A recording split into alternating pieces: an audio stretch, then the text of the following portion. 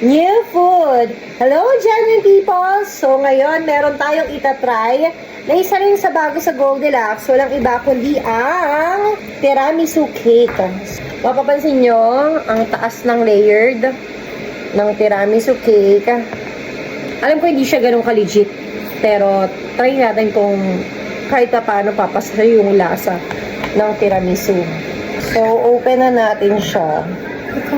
Araw dito para tanggalin. Ay, ang laki eh. Bango. So, let's slice it.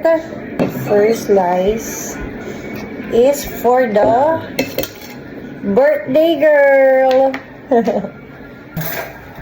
Loob niya. Marami naman siyang icing or filling. Tikman na natin. Ano, okay sa'yo? Ang sarap? So, ako, tikman ko siya. Ang kanyang bread is chiffon cake.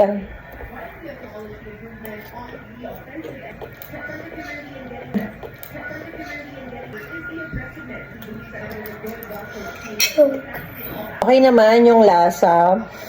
Tiramisu cake. Goldilocks version talaga. Ano, it's like mocha cake. Lasa niya, lasang mocha. Na may pagkaunting cocoa. Pero yung tiramisu, parang